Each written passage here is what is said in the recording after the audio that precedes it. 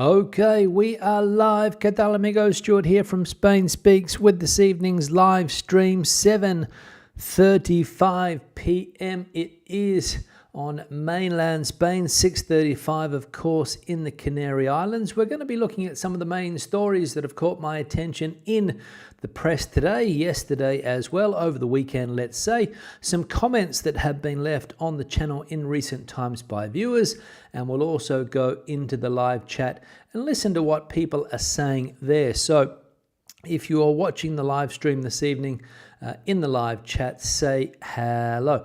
Now we'll get straight into the news, and as we know, there are some reports in the international press, especially the British press and also some English language press on the island of Mallorca, that's saying that tourism numbers are down this summer. The central government in Spain, or the tourism industry, is saying that that is not the case. Numbers are going through the roof, and Spain is on track to break records this year. But the Portuguese press has cottoned onto this negative Mallorca press and is asking the question, as we can see here: are tourists abandoning Mallorca amid anti-tourism protests and heading for Portugal? Mass tourism protests in Mallorca are beginning to have real effects, with some visitors, particularly British and German, choosing to holiday elsewhere, notably in Portugal. In June, around 5,000 people marched through Palma, Mallorca's capital, holding signs that read "Go home, the city is not for sale, and people live here," not Instagram posts. Some demonstrations have even used water pistols to disrupt tourists. While the Spanish government has not formally restricted tourism, the hostile atmosphere is reportedly discouraging holidaymakers. A British tourist told The Express that, feeling unwelcome in Spain, his family opted for Portugal this summer instead and won't be returning to Spain. The backlash comes as Spain experiences record tourism numbers, but also soaring property prices. In 2024, house prices saw the highest increase since 2007. Many locals blame mass tourism for worsening the housing crisis, particularly in popular destinations like the Balearic Islands, where locals are increasingly priced out.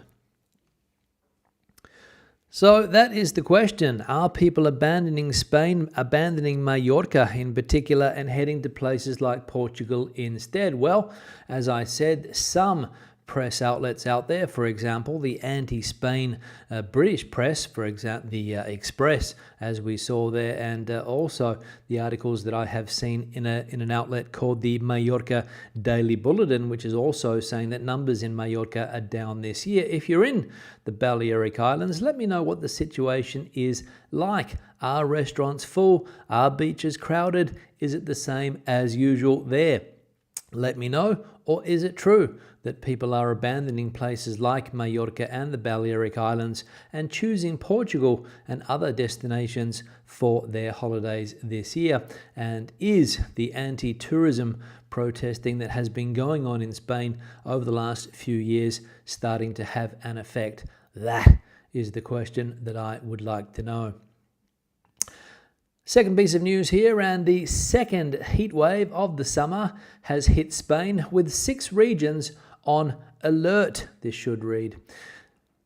Spain has begun its second heat wave of the summer, with 6 regions placed on weather alert due to soaring temperatures. Orange level warnings signifying high risk have been issued for Andalusia, Extremadura, Castilla-La Mancha and Galicia. In Andalusia, temperatures are expected to reach 42 degrees Celsius in Córdoba, Seville and Jaén, especially in the Guadalquivir Valley. Similar highs are forecast for parts of Cáceres, Badajoz and Toledo. In Galicia, Ourense and Pontevedra will experience temperatures of 38 degrees Celsius and 37 degrees Celsius respectively, with additional coastal warnings in A Coruña. Yellow alerts, moderate risk, have been activated in Castilla y León, with the community of Madrid, where temperatures could climb to 38 degrees Celsius in Avila and 37 degrees Celsius in Madrid's metropolitan and Henares areas. Most of the country will see clear or lightly clouded skies with little to no rainfall, except for isolated showers in eastern Catalonia. Moderate to strong winds are expected in various coastal and island regions. So the second heat wave of the summer hitting Spain, if not already, very, very soon.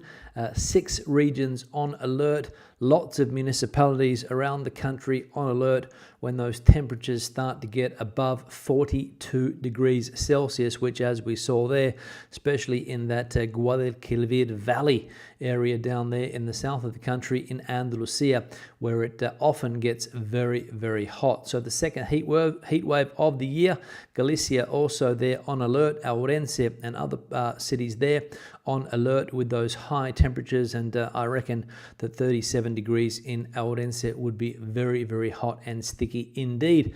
And unless you're going to go for a swim in the river, you're not going to get much relief in a city like Ourense, I don't think.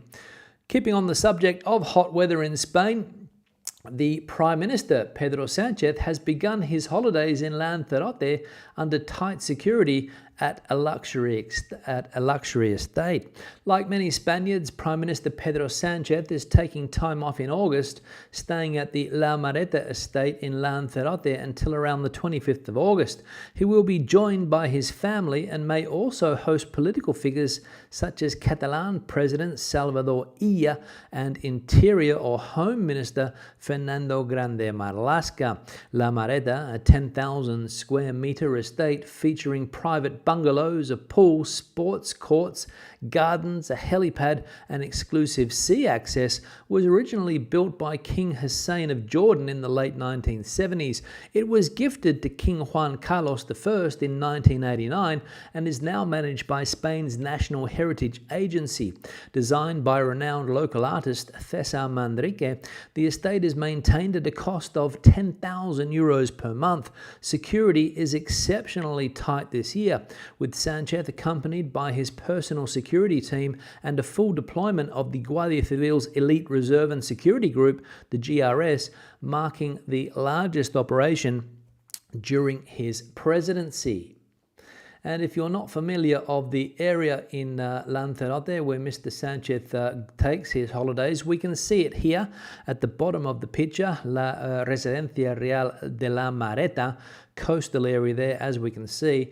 Very expensive to maintain every month, some €10,000 as we saw, and a very exclusive estate that belonged to a royal family back in the day, the Jordanian royal family, and gifted, surprisingly, to former King Juan Carlos I for whatever reason. Don't think anybody really knows. But if we look at that area just to the top of the image there, the other area that is circled, that is an abandoned housing estate, and this is what it looks like from the road, and squatters have been living on those properties there, I think, for some time now. So that's what we're dealing with. We have the luxurious estate where Pedro Sanchez is spending his holidays, and a mere 200 meters away, an abandoned residential complex, or a hotel complex, I think it was back in the day, that was abandoned and full of squatters. And no wonder Mr. Sanchez needs extra security down there to keep his haters away from him, because let's be honest, the guy's got some haters, Mr. Sanchez, and security boosted in that area. And the final piece of news, keeping on the summer topic, we've seen the extreme temperatures. We have seen the president taking his summer holidays, Mr. Sanchez heading to Lanzarote with that huge security following down there. And another article that caught my attention is this one here, that swimming pools in Spain are a privilege for the few during heat waves. Despite having over 1.3 million outdoor swimming pools, Spain faces a paradox during heat waves. Most people cannot access one to cool down. Although there is one pool for every 37 residents, over 90% are private, located in homes, hotels, or gated communities. Public access remains extremely limited, particularly in cities like Córdoba, which has more than 12,000 pools but only 9 public ones, 7 of which are privately managed. Madrid leads in pool numbers, 14,757, yet only 25 are publicly available outdoors. Other cities fare worse. Seville has just 4 public pools and Granada only 1. This lack of climate refuge hits especially hard during sweltering summers, especially in inland cities far from the coast. Environmental group Ecologistas en Acción calls for more investment in public pools to promote both sustainability and social equity. Cities like Zaragoza have set a rare example by offering reduced prices during heat waves through their civil protection plans.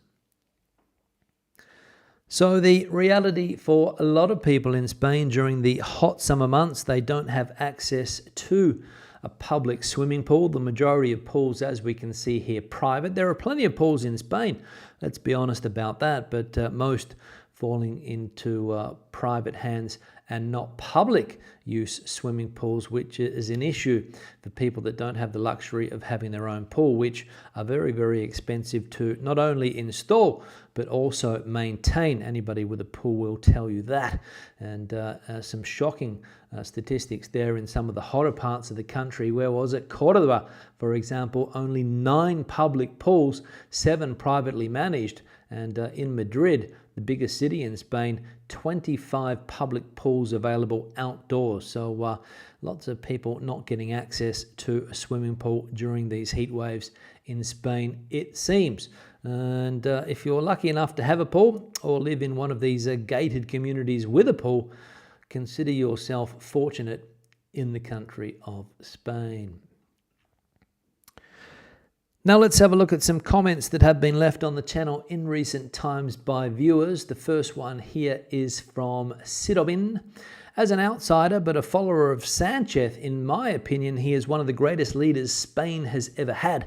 I sincerely mean this. Yes, there is corruption in Spain, including in his party, and that is reprehensible, but his socialist agenda has had a positive impact on many Spaniards.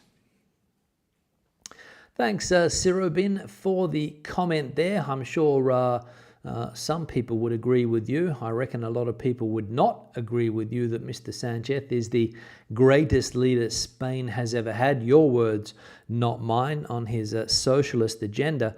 And you only have to read the anti-Sanchez hate newspapers to realize that a lot of people are against this man as president of Spain. Yes, he does have his supporters, of course, but people not happy about the way that he has done deals with political parties that were the enemies of the central state not 20 years ago or less than 20 years ago. That's one of the big problems that he has had. And constantly we're seeing in the press of these stories coming up about the deals that areas in Spain, for example, Catalonia, for example, the Basque Country, are getting at the expense of the rest of the country. And you only have to watch the Spanish news to realize that Sanchez's agenda has been to favour the areas there, which have been problematic in the past for Spain, let's be honest, but some people don't see it as easy as granting them everything that they want, which is what people mostly complain about.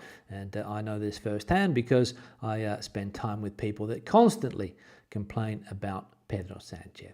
So yeah, for you, he might be the greatest of all time, but for others, he's public enemy number 1 and the extra or the biggest security entourage in history for a president in Spain is on display in Lanzarote currently, and that gives you an idea that for some, he's not the flavour of the month. But thanks for your opinion. Zero bin.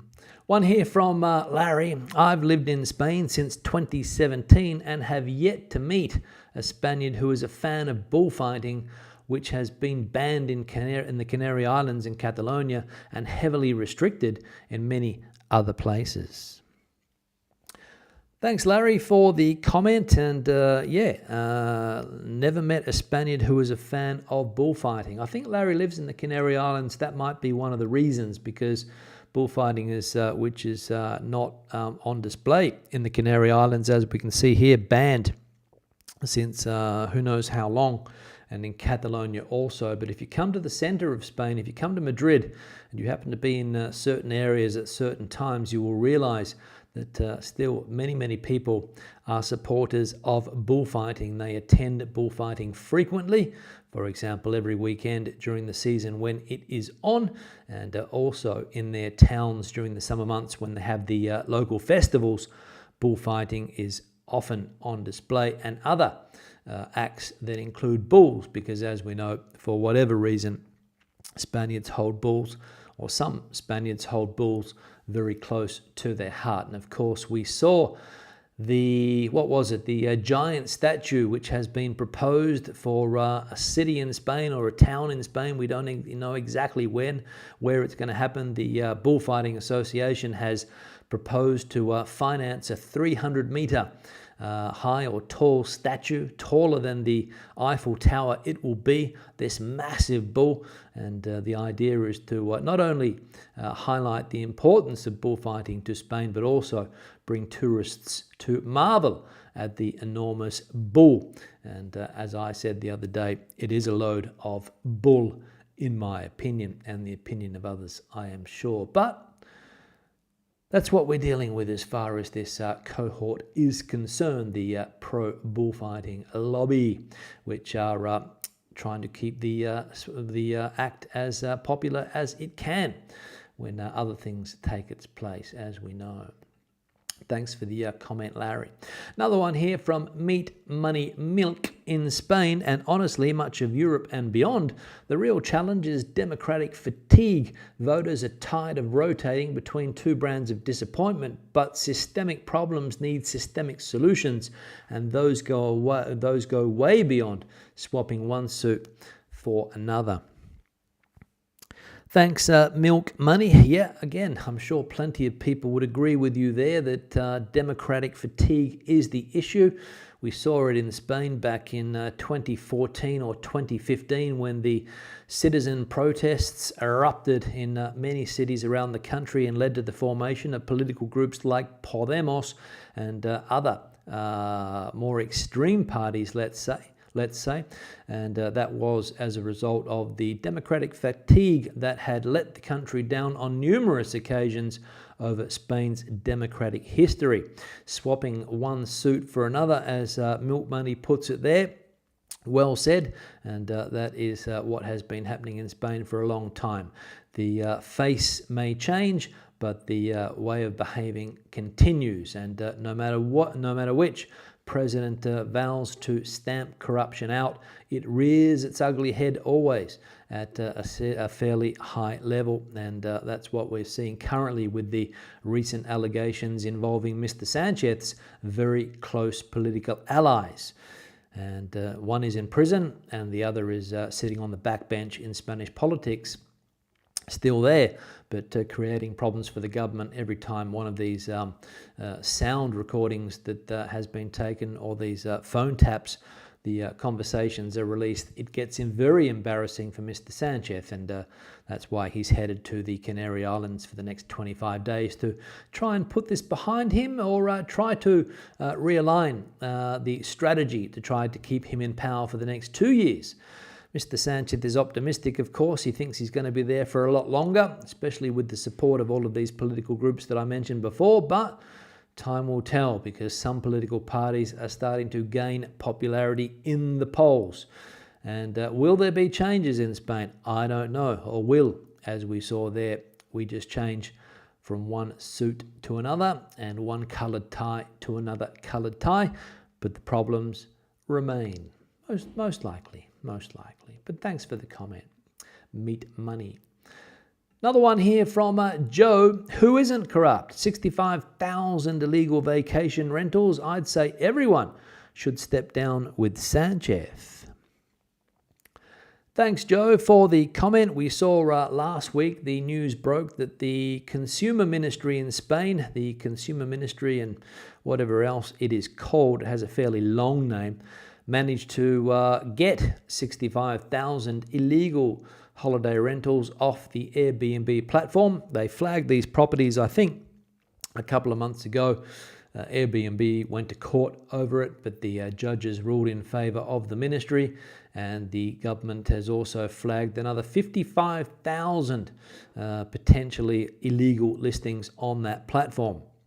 So 120,000 in total could be removed, and I'm sure it's going to leave a big hole in the Airbnb business, or unless those properties register and start doing everything that they should be doing to compete legally, I suppose, with the other tourist rentals on that platform, like, for example, pay taxes and all of those other local registration fees and things like that. I think that's the issue. I don't know. But 120,000 illegal properties, 65,000 removed and another 55,000 flagged. Yep, you could be right there, Joe, with that comment. But who isn't corrupt? Good question. Good question. Who isn't corrupt? One here from Mary Fergie at minute 26:35 regarding Airbnb. For me, it's not the hotel making the effort of change. The issue is people changing long-term housing into short-term rentals. Are Spanish citizens participating in Airbnb or corporations or other? Thanks, Mary Fergie, for the comment. I can almost guarantee that, yes, Spanish citizens are participating in Airbnb. And as I just mentioned a minute ago, with those 65,000 illegal Airbnbs that have been taken off the platform. And when I say illegal, it just means that they don't have the proper regulation and registration, I think, on the Airbnb platform or with local councils. I think that's the issue. Don't quote me on that. And yes, Spaniards are participating in this, of course. If you are in a tourist area and you have the choice of either renting your property out long term or renting it out short term with an ever always flowing flux of tourists, let's say, people choose that option. They see it as the best option, the simplest option, and the most lucrative option, despite the tax breaks that you get for long-term rentals. And also the problem of squatters, I think, hangs over many landlords' heads, worried about getting tenants in that they won't be able to get out. Some people will say, yeah, it can happen with Airbnb as well. You can get people in and can't get them out. But I think it's less of a risk if you talk to some of the homeowners to have short-term holiday stays there rather than the long-term. I'll just clear my throat. And I think that's the issue. And they have been taken off the long-term rental market and replaced by short-term rentals, creating part of the housing prices. And the government has gone after them, and as we saw there. But corporations are also involved. Big corporations are in on the act as well, because it's a lucrative business. You put your platform, your apartment on a platform. You put a little one of those little automatic key holder things on the letterbox or something like that, and away you go. You don't have to physically meet the people that are staying there. You just get the cleaners to come in when the occupants move out, and away you go again. And as I said, in areas where there's a constant flow of tourism, and most big Spanish cities have this constant flow of tourism, and especially in the summer months, cities like Madrid and Barcelona, 12 months around almost.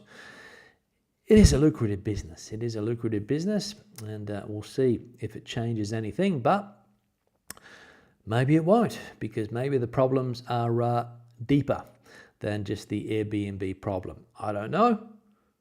Time will tell. And the final comment here from Welsh Dodo.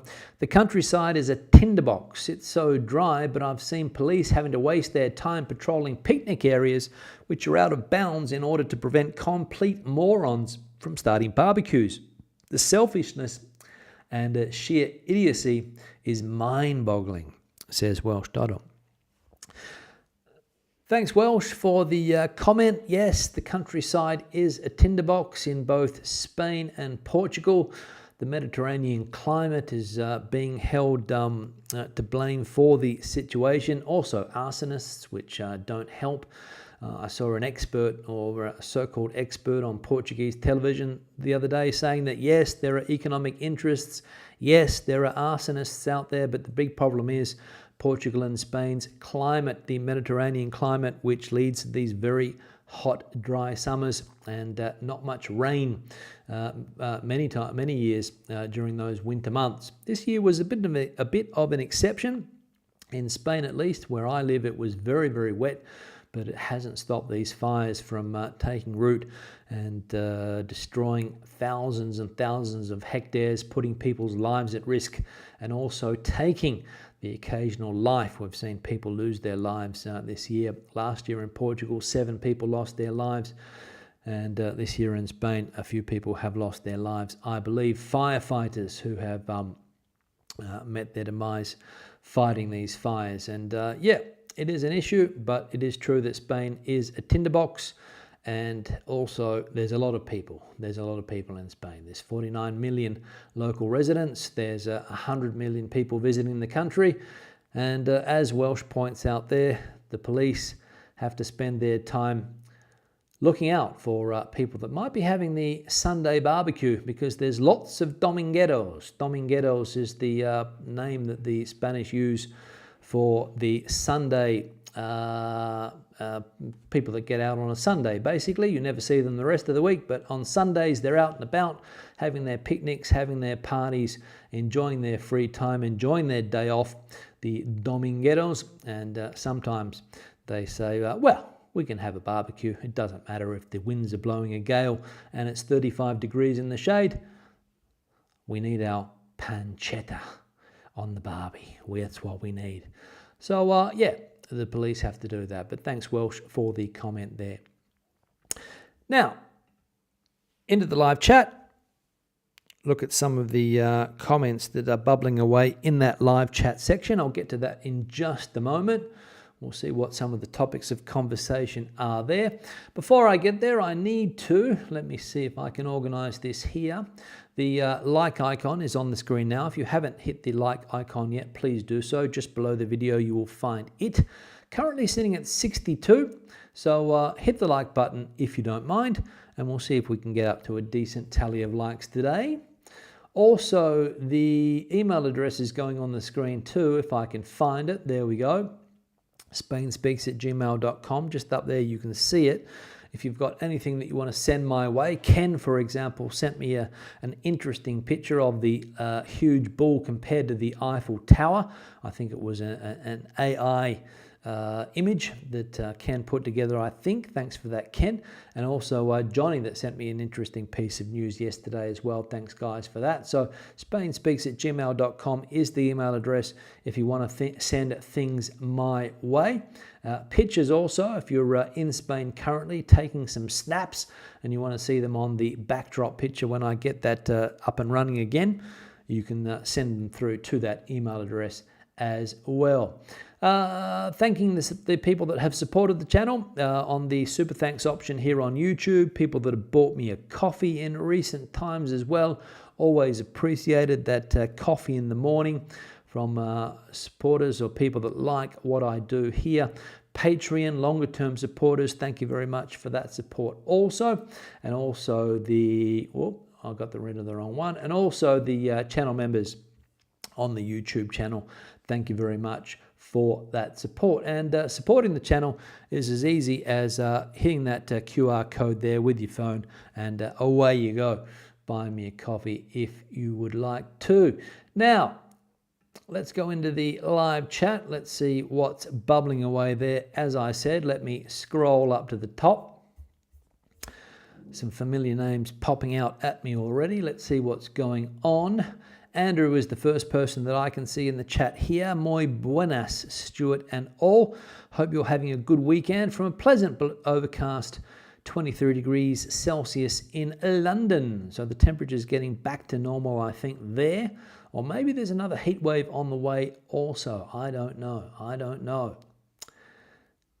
Sunny is in the chat too. Good evening, everyone. Hope you've had an enjoyable weekend. A breezy day in Basingstoke today. Thanks, Sunny, for that. Regular viewer, of course, is Sunny. Family living in Spain, as we know. Good to see you. Ala's in the chat here too. Hola, Stu and mis amigos. Here's Alan's friends in the chat. 33 degrees Celsius in a lovely El Puerto de Santa Maria. The restaurants and bars are filled to capacity by Spanish tourists, which is normal for El Puerto. Have not had one Cruz Campo. So either Alan's off the beer or he's changed brands. Which is it, Al? Off the beers or changed brands? Let us know. And El Puerto de Santa Maria, a very popular place for Spanish tourists, of course. Lots of people coming down from Seville. in the summer months. Of course, nobody stays in Seville in the month of August. They all head to Cádiz or Huelva, I think, either one of those two areas down there, looking to cool down and getting away from the oven, which is that part of Andalusia. People from Córdoba, I think, normally head to Malaga. People from Jaén would head to Granada or Malaga, I imagine, as well. But Cádiz, Huelva, the Sevillanos and the Madrileños are the people that head there. What else we got going on here? Stephen, valued member, also in the chat, coming in from a grey North London. Can't wait to have a cold one in the sun this Wednesday. Torrevieja forecast 30 degrees and sunny. Thanks for that, Stephen.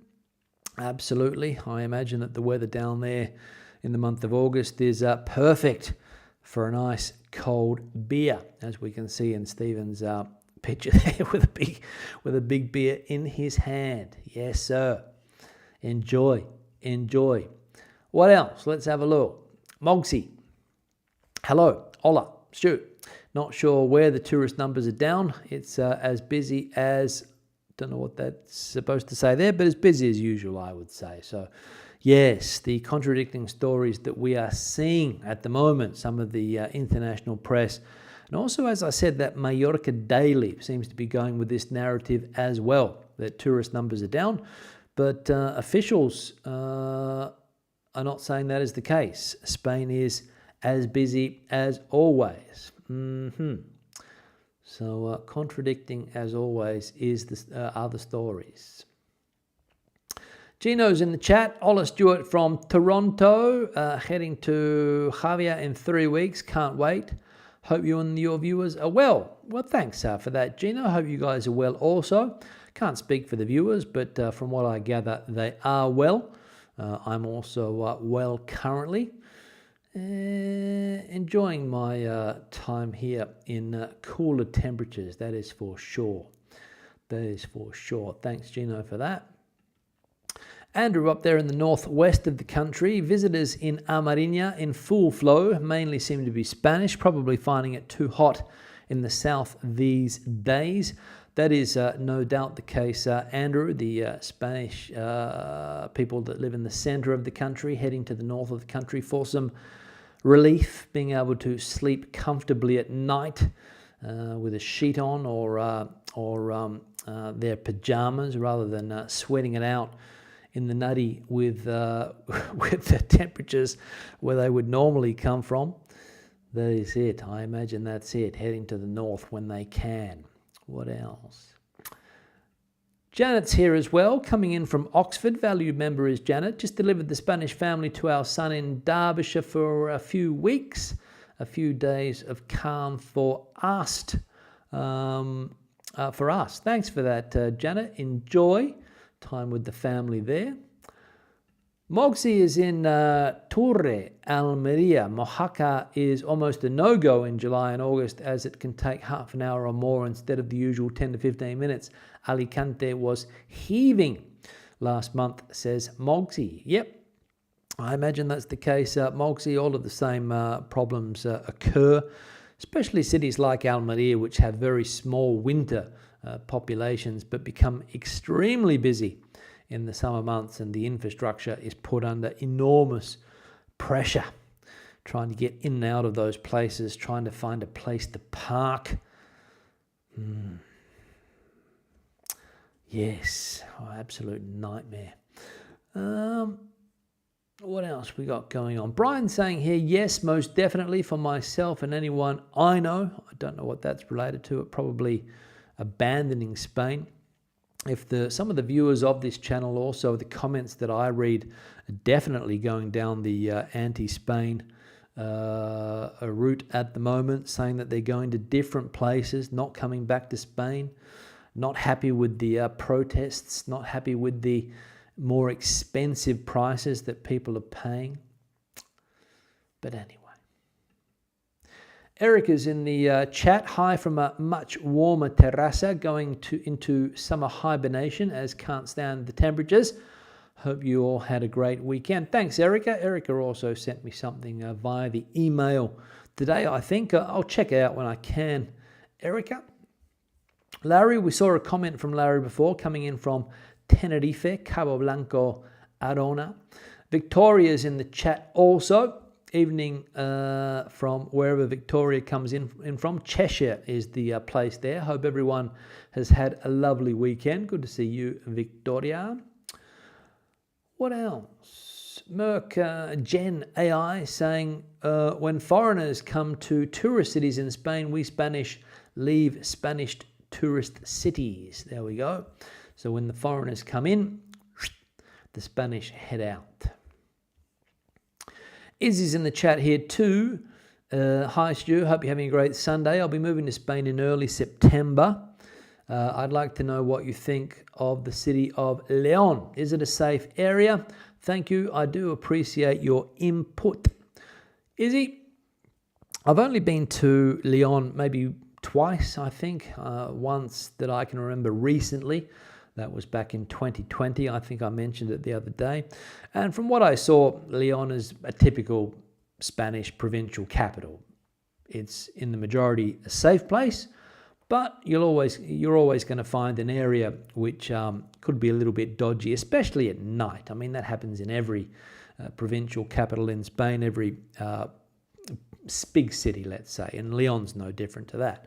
Just avoid those areas, the central part of the city where the cathedral is, and also the area there where all the bars and restaurants are concentrated. I don't think you're going to have any issues, but as I said, with every city in Spain, it's going to have its dodgy area because it is what it is. It is what it is. But you should be fine in that city, Izzy, and I reckon it's a fairly high city when it comes to quality of life and just general surroundings, I think, León. So enjoy. What else? Let's have a look. Janet finds it shocking that there's hardly any public swimming pools in Seville. Well, that's what we saw, Janet. I can't remember on the exact figure, but what was it? Only 8 or something, was it? Or was that in Córdoba? I don't know, but definitely an issue for many not having access to a pool. And if you do find a pool, it's probably going to be pretty crowded, right? Capital city of Andalusia, exactly.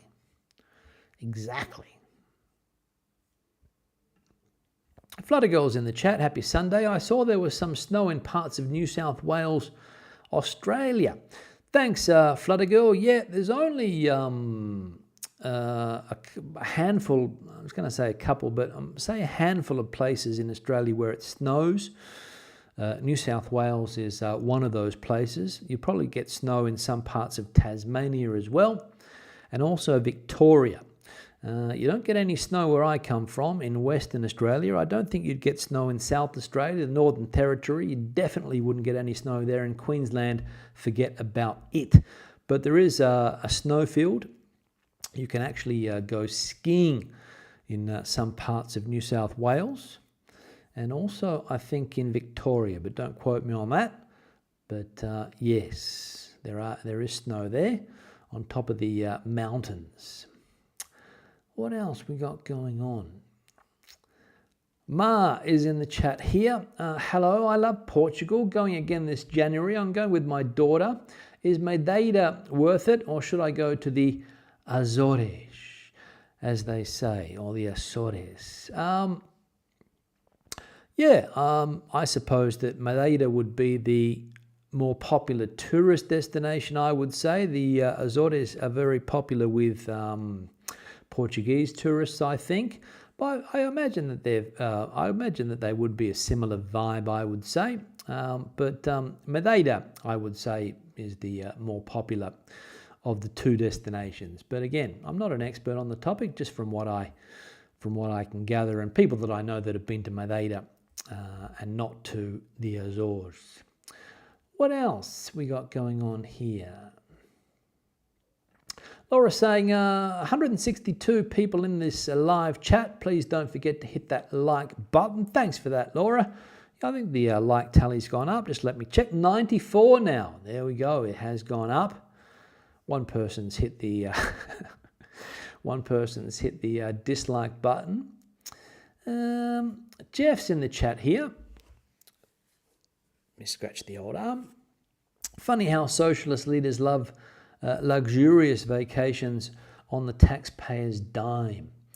Yes, Jeff, it is interesting, isn't it, how the socialist leader, Mr. Sanchez, loving his holiday down there on the island of Lanzarote. It is his favourite holiday destination, I was also reading. Goes there every opportunity that he gets. He flies in there on the private presidential jet, of course, the Falcon, I think it's called, that type of plane. Spends his time there at the taxpayer's expense, 10,000 euros a month upkeep on that place. And it's a pretty fancy building. It was a former royal palace, which was donated to the Spanish state, I think, by the current king, who, when all of the scandals came out about his father, the former king of Spain, he said, well, I better give this off to the Spanish state so that other people can take advantage of it rather than keep it in the family. I think that's the story, but I could be wrong. But as we saw, formerly belonging to the King of Jordan, and a gift to the Spanish king for, again, why would you give that? Obviously something happened behind the scenes, we don't know. But that's what goes on, I suppose, at that level. Hun Media saying here, dirty, expensive, loads of cockroaches, overcrowded and too hot. So I don't know what Hun is referring to there. Here we go, Mallorca. So not a glowing review for Mallorca from Hun Media. Probably only gave it a 1-star review on Google. What was it again? Dirty, expensive, loads of cockroaches, overcrowded and too hot. There we go. Summing up Mallorca, Hun Media. Jane and Pete in the chat, in Spain for a holiday or vacation. They are in the Bahía del Arce for the Fiesta. Thanks for that, Jane and Pete. Good to see you in the chat. Hope you are enjoying Spain. Oh, Pete's here as well. Okay. Party time in the Valle de Fiestas, the local fiestas. Perfect there. Hotter tomorrow with the family they are. Thanks for that, guys. Good to see you in the chat.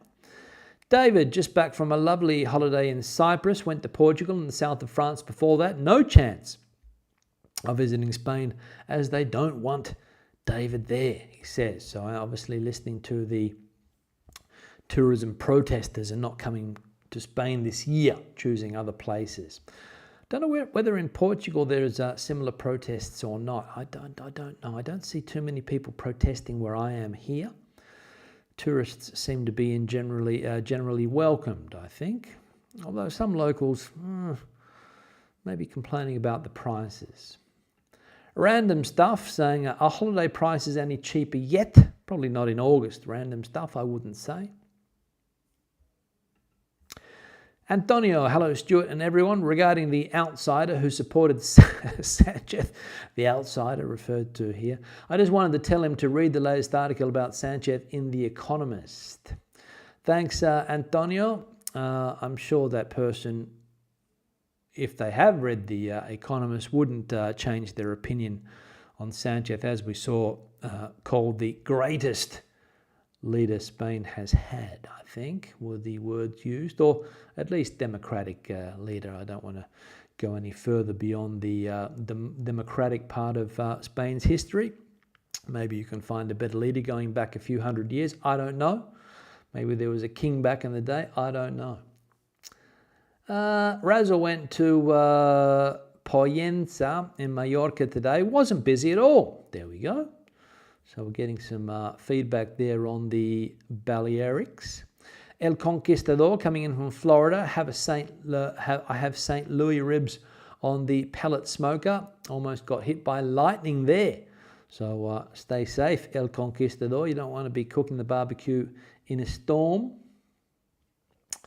What else? Let's have a look. Tokatiki saying no one's going to Portugal. They're going to Morocco. Morocco is 10 times better than Spain and Portugal together, says Tokatiki.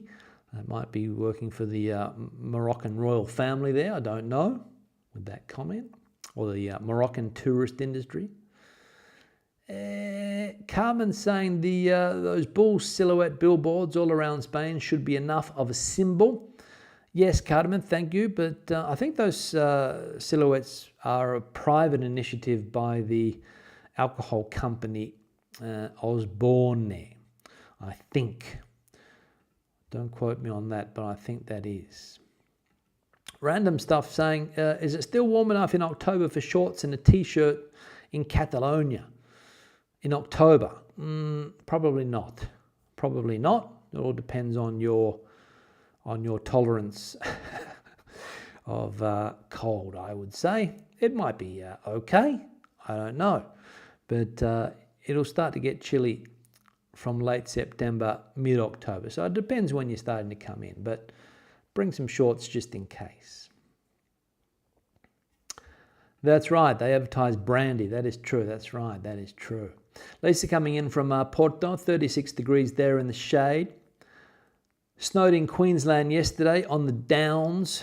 So where would that be, Lisa? Would that be close to the New South Wales border, I would say? What else we got going on?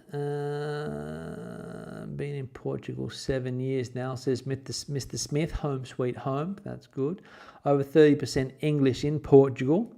Is that 30% of the population is English here? I don't think that would be the case, would it? Andre, or saying that was in Spain and Portugal last month. Spain is by far more hospitable. Love the Spanish people. Thanks for that, Andre. And Toowoomba is where it was snowing. What's that? Don't know my geography there, but I think it's east of or west of Brisbane, is it? Don't know, but probably around there somewhere. Thanks for that. And protesting in Lisbon over rents also, says Lisa. And Hike Ranger, the final comment today, 80 degrees in South Tenerife today, 80 degrees Celsius. So sounds nice, 80 degrees. Now, wrapping the live stream up, it's been a pleasure as always. I'll be back again with another live stream on, when is it? On Tuesday. I think I will be back with another live stream. I hope to see you guys then for that. What else do I have to do? Let me see if I can find it. That's about all. Thanks for watching this evening. Hope to see you on Tuesday. Adios, and have a great start to the week. Bye-bye.